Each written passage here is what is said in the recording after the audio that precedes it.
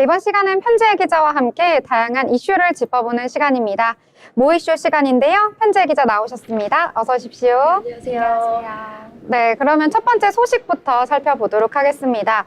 오늘은 한국 국채에 관련된 소식 가지고 와주셨는데요. 드디어 한국 국채가 세계 국채지수에 편입됐다는 소식이 전해졌습니다. 관련한 내용 전해주시죠. 네, 우리나라 정부가 발행하는 채권인 국채가 세계 3대 채권인 세계 국채지수에 편입이 확정이 됐습니다. WGBI는 세계 3대 채권 지수 중 하나로 글로벌 연기금과 투자자들이 주요 벤치마크로 사용하는 핵심 지수인데요. 우리 국채가 세계 선진국 국채클럽에 편입됨에 따라 최대 75조 원 규모의 해외 자금이 한국 채권 시장에 유입될 것으로 기대가 되고 있습니다. 네. 이 지수에 편입이 된다는 소식이 전해졌는데요. 편입이 되게 된다면 경제적으로도 좀 효과가 있지 않을까 이렇게 기대를 해볼 수가 있는데요. 만약에 이 지수에 편입이 되게 된다면 어떤 경제적 효과가 있을지 이 부분도 함께 설명해 주세요. 네, 국채는 우리나라 정부가 자금 확보를 위해 발행하는 채권을 말하는데요. 이 국채는 국내뿐만 아니라 외국인이 투자자들을 대상으로 발행이 되는데 우리 국채의 세계 국채지수에 편입은 금융시장의 정책과 제도가 선진적이고 신뢰성이 있음을 금융시장이 공인한 것입니다.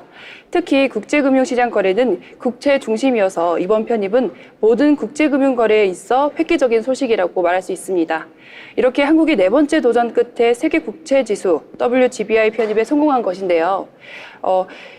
이를 추종하는 자금만 약 2조 5천억 달러에 달하는데 한국 편입 비중이 2.22%로 결정이 되었기 때문에 약 최대 75조 원의 해외 자금이 국내 채권 시장으로 유입될 수 있을 것으로 보입니다.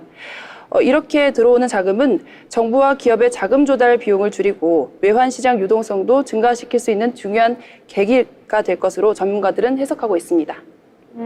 또한 지금까지 한국 국채가 상대적으로 저평가됐던 이른바 원화채 그리고 디스카운트 현상이 있었는데 이것도 해소될 것으로 내다보고 있습니다. 네. 정말 어려운 내용, 채권과 관련된 내용인데 너무 편지의 기자가 이해하기 쉽게 설명을 해주셨습니다. 이번에 이 편입이 되기 위해서 무려 네 번이나 시도를 했다고 하는데요. 그렇기 때문에 지금 편입을 성공시키기 위해서 이 과정도 좀 쉽지 않았을 거라는 생각이 드는데요. 어떤 과정을 거쳤을까요? 네, 한국 정부는 WGBI 편입을 위해 다양한 제도 개선을 추진해 왔습니다.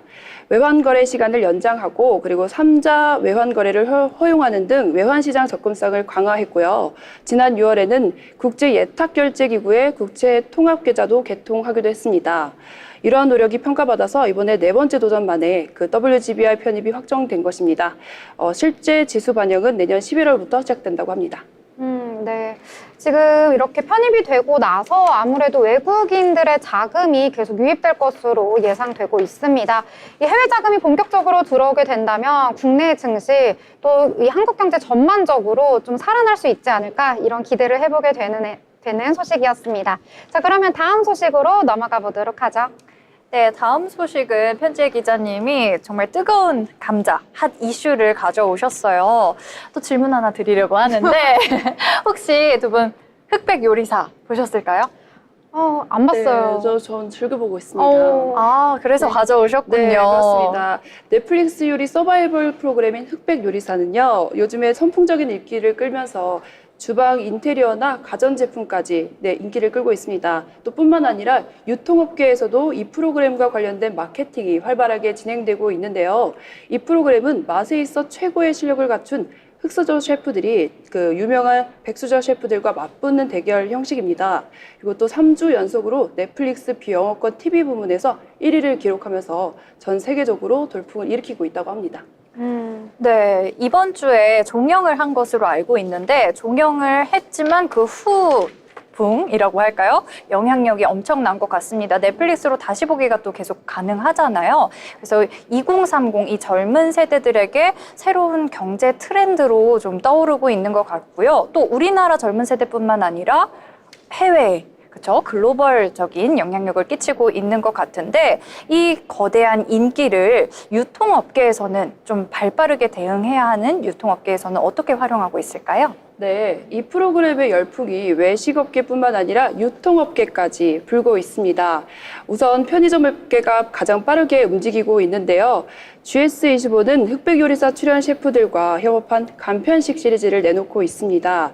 예를 들어서 김미령 셰프의 보쌈 수육과 그리고 장호준 셰프의 오뎅탕 같은 메뉴가 포함되어 있는데요. CEO도 권성준 셰프의 밤 티라미수 컵을 곧 선보인다고 합니다. 세븐일레븐 역시 관련 상품을 출시 검토 중에 있습니다.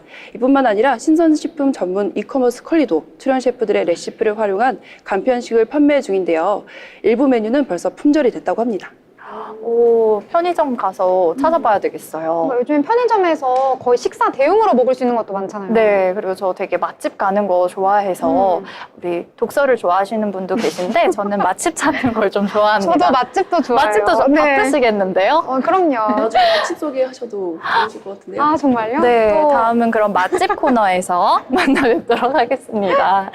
그러면 좀 이렇게 농담을 해봤는데 실제로 메신저의 메시지로도 이 흑백 요리사 출연 셰프들이 운영하는 음식점의 리스트가 돌고 있다고도 합니다. 네, 정말로 큰 인기를 끌고 있는 건데요. 이 외에도 또 흑백 요리사 관련 마케팅을 펼치는 곳들이 더 있을까요?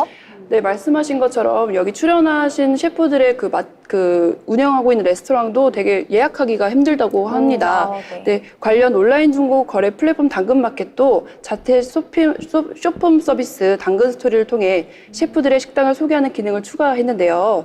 이용자들이 식당 리뷰를 영상으로 볼 수 있는 서비스라고 합니다.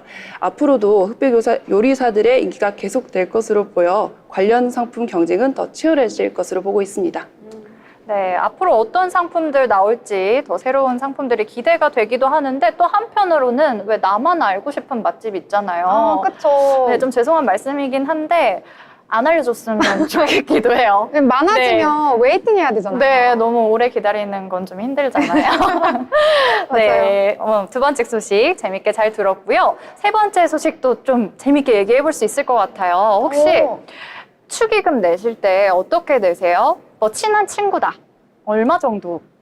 기준이 내실까요? 요즘에는 좀 높아져서 친한 그쵸. 친구는 뭐 그러니까 식대 때문에 네. 요즘에는 조금 내면 가서 밥 먹으면 안 된다고 하더라고요. 왜냐면 네. 식대는 넘겨야지 네. 이 수지타산이 맞기 때문에.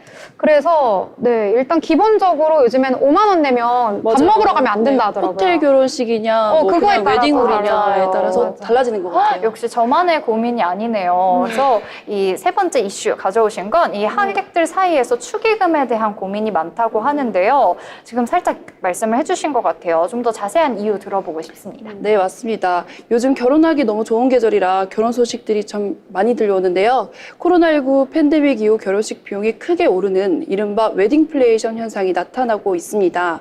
결혼식을 준비하는 예비부부들의 예비부부와 결혼식을 참석하는 하객들도 부담감을 느끼고 있다고 합니다. 특히 결혼식 식대가 급격히 상승하면서 하객들이 내야 할 축의금에 대한 고민이 커졌습니다.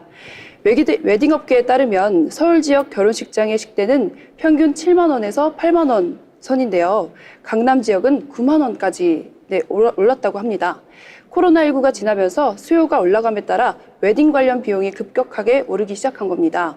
그러면서 결혼식에 참석하는 하객들은 5만 원만 내고 결혼식에 참석하는 게 괜찮을까? 요즘 물가 생각하면 5만 원은 눈치 보인다라는 반응을 보이면서 신경을 쓰고 있는 상황이라고 합니다.